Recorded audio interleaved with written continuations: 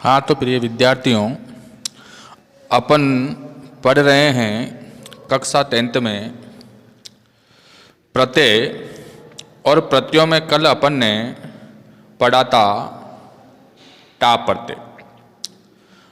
प्रत्ययों की इस श्रृंखला में आज अपन आगे पढ़ेंगे ङीप प्रत्यय। ङीप प्रत्यय जो होता है ये भी पुल्लिंग शब्दों को स्त्रीलिंग में बदलने का कार्य करता है। ङीप प्रत्यय जो है इसका भी ई शेष रहता है और इसमें अपन सबसे पहला नियम पढ़ेंगे।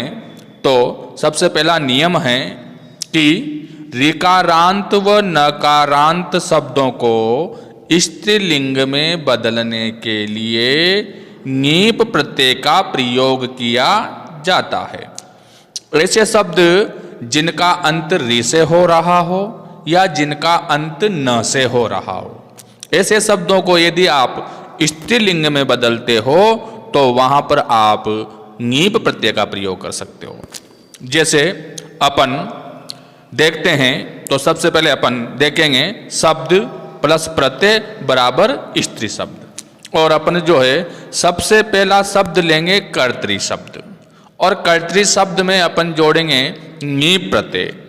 जैसे ही ङीप प्रत्यय कर्तरी शब्द में जुड़ेगा तो यहां पर गुणसंधि अपना कार्य करेगी और जो है यहां पर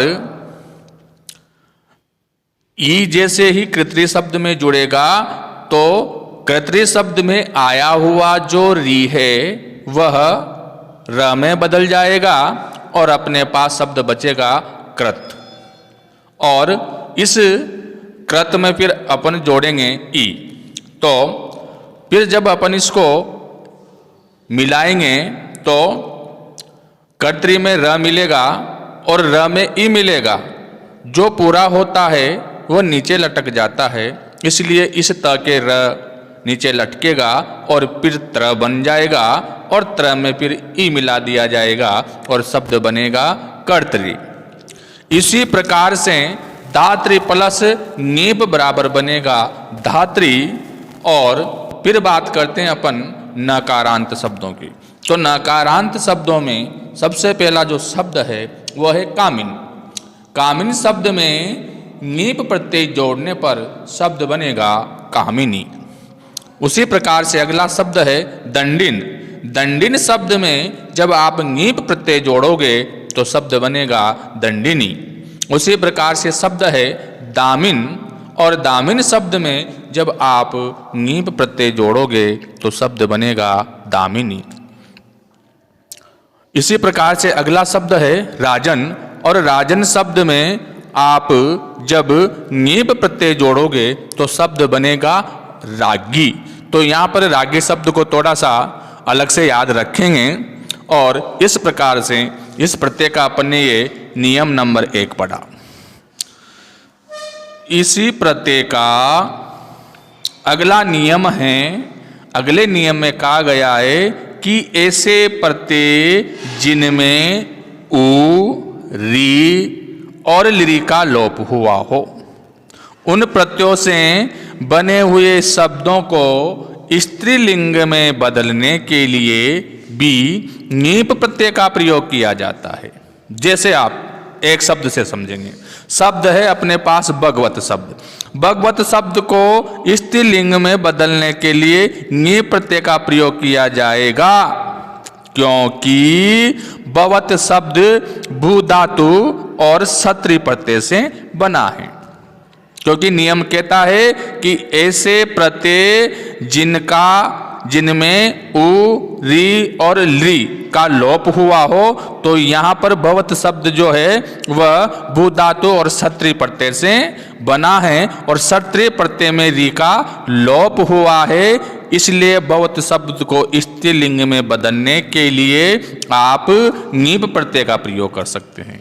जैसे उदाहरण के माध्यम से देखते हैं शब्द प्लस प्रत्यय बराबर स्त्री शब्द, और इसमें सबसे पहला अपना शब्द है वह है भवत शब्द। भवत शब्द में ङीप प्रत्यय जुड़ेगा तो शब्द बनेगा भवती। उसी प्रकार से अगला शब्द है श्रीमत। श्रीमत शब्द जो है ये मतुप प्रत्यय से बना है, और मतुप प्रत्यय में आपको पता है मतुप प्रत्यय का मत शेष रहता है, और मतुप प्रत्यय में उ आया हुआ है और यहाँ पर उ का लोप हुआ है। इसका मतलब श्रीमत शब्द भी ऐसे प्रत्यय से बना है जिसमें उ का क्या हुआ है, लोप हुआ है। और श्रीमत में जब नी प्रत्यय जुड़ेगा तो रूप बनेगा श्रीमती। उसी प्रकार से अगला शब्द है बुद्धिमत। बुद्धिमत प्लस नी प्रत्यय बराबर शब्द बनेगा बुद्धिमती। उसी प्रकार से अगला शब्द है रूपवत। रूपवत में जब नी प्रत्यय जुड़ेगा तो शब्द बनेगा रूपवती। तो इस प्रकार से अपन ने ये नी प्रत्यय का नियम नंबर 2 पढ़ा है। आशा करता हूँ आपके समझ में आ रहा होगा। अगला नियम अपन देखते हैं। तो अगला नियम है, कहा गया है कि निम्नलिखित शब्दों में शब्दों को स्त्रीलिंग में बदलने के लिए भी नीप प्रत्यय का प्रयोग किया जाता है। निम्नलिखित शब्द होए जो मैंने आपको नियम के नीचे समझाए। ये नियम के नीचे जितने भी शब्द लिखे हुए हैं इन सभी शब्दों को स्त्रीलिंग में बदलने के लिए भी नीप प्रत्यय का प्रयोग किया जाएगा। देखो देखते हैं। तो सबसे पहला शब्द है कुरुचर। कुरुचर प्लस नी बराबर शब्द बना कुरुचरी। उसी प्रकार से अगला शब्द है नद। नद शब्द में नी प्रत्यय जुड़ा तो शब्द बना नदी। उसी प्रकार से अगला शब्द है मद्र। मद्र शब्द में जब आप नी प्रत्यय जोड़ोगे तो शब्द बनेगा मद्री। उसी प्रकार से अगला शब्द है सौपर्ण्य। सौपर्ण्य शब्द में जब आप नी प्रत्यय जोड़ोगे तो शब्द बनेगा सौपर्ण्ययी। उसी प्रकार से अगला शब्द है कुंभकार। कुंभकार को जब आप स्त्रीलिंग में बदलने के लिए नी प्रत्यय का प्रयोग करोगे तो शब्द बनेगा कुंभकारी। उसी प्रकार से अगला शब्द है पर्वत। पर्वत शब्द को स्त्रीलिंग में बदलने के लिए आप नी प्रत्यय का प्रयोग करोगे तो पर्वत में जैसे ही नी प्रत्यय का बड़ा ई जुड़ेगा तो शब्द बन जाएगा पार्वती। उसी प्रकार से अगला शब्द है औस। औस्त शब्द को स्त्रीलिंग में बदलने के लिए भी नी प्रत्यय का प्रयोग किया जाएगा और शब्द बनेगा औसी।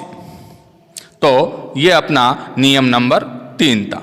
और भी इसमें कुछ उदाहरण दिए हुए हैं। जैसे शब्द है उरुमात्र।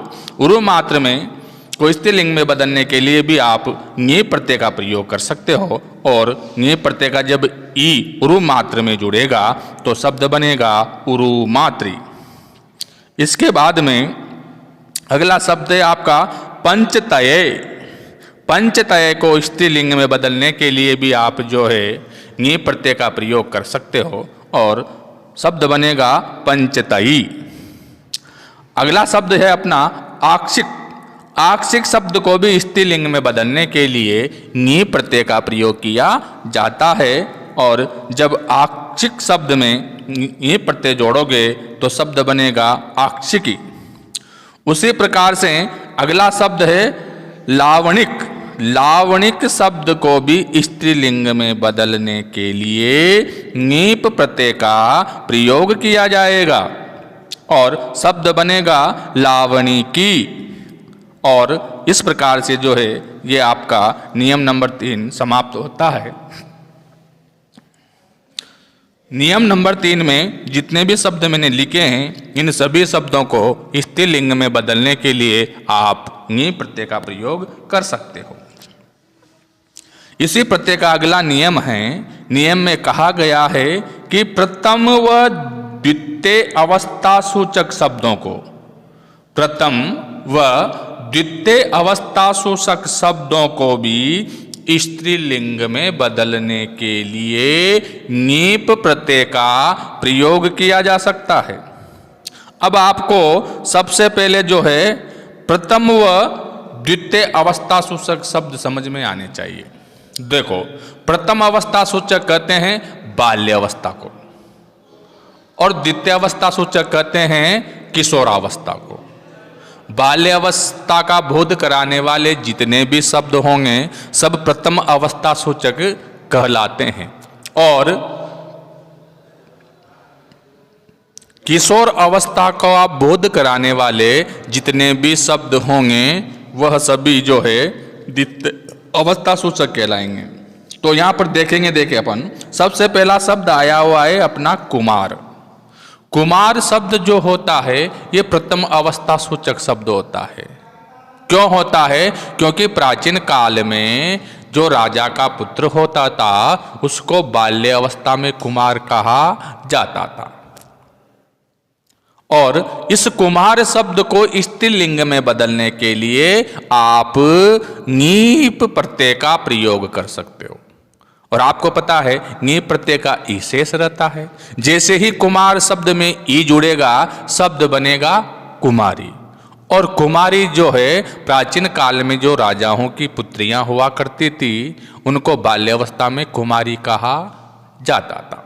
उसी प्रकार से अगला शब्द है राजकुमार। जैसे ही राजा का पुत्र बाल्य अवस्था को समाप्त करके किशोर अवस्था की ओर लौटता था तब वह राजकुमार कहलाता था। और राजकुमार जो है द्वितीय अवस्था का सूचक शब्द है। और इस राजकुमार शब्द को भी स्त्रीलिंग में बदलने के लिए आप नी प्रत्यय का प्रयोग कर सकते हो। और जैसे आप राजकुमार शब्द में नीप प्रत्यय जोड़ोगे शब्द बनेगा राजकुमारी। और प्राचीन काल में राजाओं की जो पुत्रियां हुआ करती थी उनको किशोर अवस्था में राजकुमारी कहा जाता है। इसी प्रकार से अगला शब्द है किशोर। किशोर शब्द से आप सभी समझ चुके होंगे कि किशोरावस्था में बच्चे को किशोर कहा जाता था। और इस किशोर शब्द को यदि आप स्त्रीलिंग में बदलते हो तो इसमें भी आप नीप प्रत्यय का प्रयोग कर सकते हो। और जैसे ही किशोर शब्द में नीप प्रत्यय का ई जुड़ेगा किशोर शब्द बनेगा किशोरी। और किशोर अवस्था में लड़की को किशोरी कहा जाता है। उसी प्रकार से अगला शब्द है वधूट। वधूट शब्द जो है ये भी द्वितीय अवस्था का सूचक माना गया है। वधूट शब्द का मतलब है कि आप जो है जब वधू लाने योग्य हो जाते हो तो आपको वधूट कहा जाएगा। और इसी जो लड़की वधू बनने योग्य हो जाती है उसको वधूटी कहा जाता है। इसलिए वधूट शब्द में आप नीप प्रत्यय जोड़कर उसका स्त्रीलिंग अदूटी बना होगे। इसी नियम का अगला उदाहरण है चिरंट। चिरंट जो शब्द है यह भी जो है द्वितीय अवस्था का सूचक है। क्यों है? क्योंकि चिरंट शब्द जो है ये कहीं कहीं चमकीली वस्तु से संबंधित होता है।